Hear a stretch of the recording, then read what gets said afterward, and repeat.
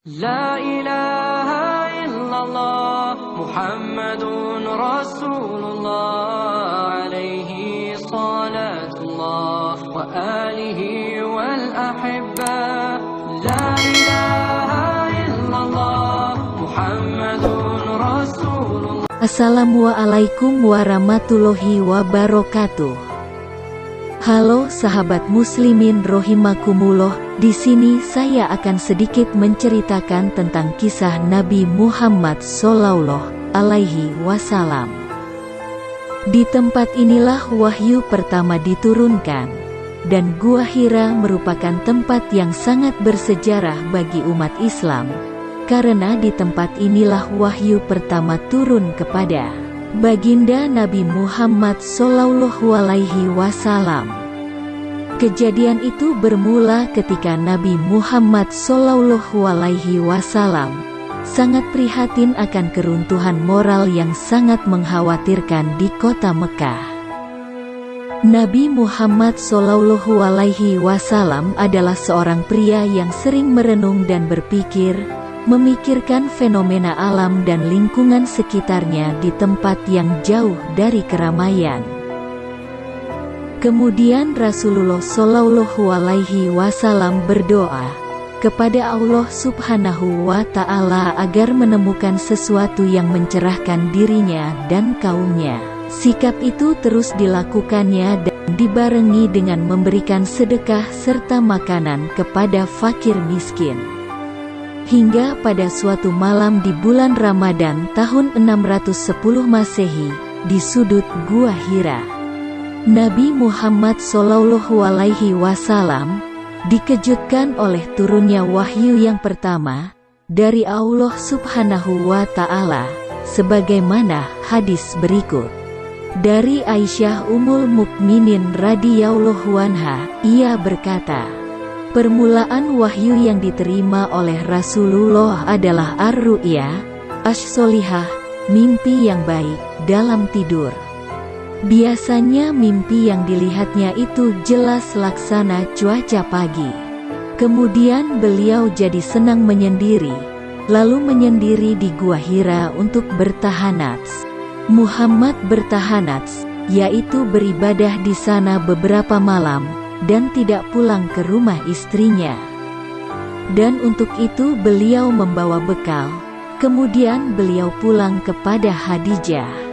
Dan dibawanya pula perbekalan untuk keperluan itu, sehingga datang kepada beliau al-haq, kebenaran, wahyu, pada waktu beliau berada di Gua Hira.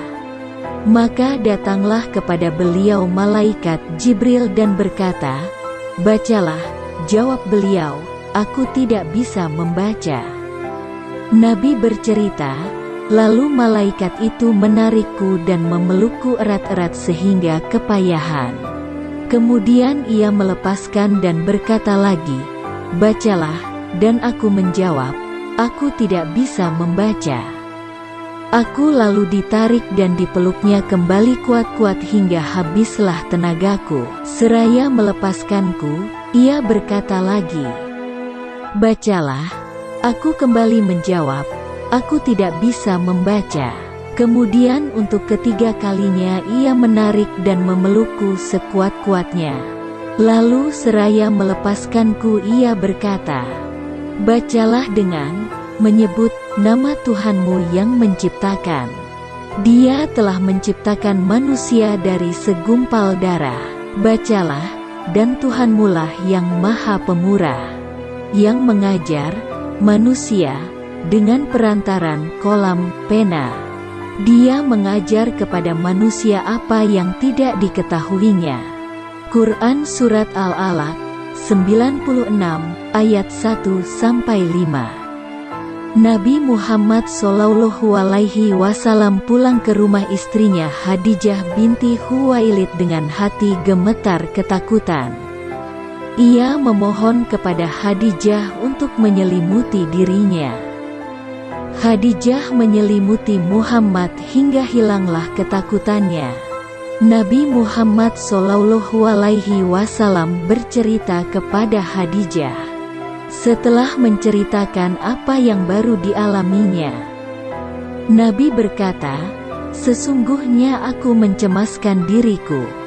Khadijah berkata, "Sama sekali tidak. Demi Allah, Allah selamanya tidak akan menghinakan engkau. Sesungguhnya engkaulah orang yang selalu menyambung tali persaudaraan, selalu menanggung orang yang kesusahan, selalu mengusahakan apa yang diperlukan, selalu menghormati tamu dan membantu derita orang yang membela kebenaran."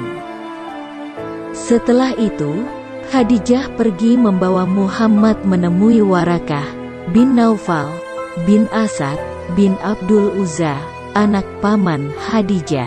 Warakah adalah seorang Arab pemeluk agama Nasrani di zaman jahiliyah. Ia pandai menulis kitab dalam bahasa Ibrani, dan ia pun menulis Injil dengan bahasa Ibrani. Ia seorang tua yang buta. Khadijah berkata kepada Warakah, "Wahai anak pamanku, dengarkanlah cerita anak saudaramu ini." Warakah bertanya kepada Nabi, "Wahai anak saudaraku, apakah yang kau lihat?" Lalu Nabi menceritakan apa yang beliau lihat dan alami di Gua Hira. Kemudian Warakah berkata lagi kepada Muhammad, "Itulah namus Jibril yang pernah diutus Allah kepada Musa. Mudah-mudahan aku masih hidup di saat engkau diusir kaummu." Rasulullah Shallallahu Alaihi Wasallam lalu bertanya, "Apakah mereka akan mengusirku?" Warakah menjawab, "Ya, sebab setiap orang yang membawa seperti apa yang engkau bawa pasti dimusuhi orang. Jadi kelak engkau mengalami masa-masa seperti itu. Dan jika aku masih hidup, aku pasti akan menolongmu sekuat tenagaku." Namun, tidak lama kemudian, Warakah meninggal dunia. Ia pergi untuk selamanya meninggalkan Nabi Muhammad SAW. Saat itulah Rasulullah menerima wahyu pertama, yang terus diturunkan secara berkelanjutan serta menandai akan dimulainya peradaban Islam.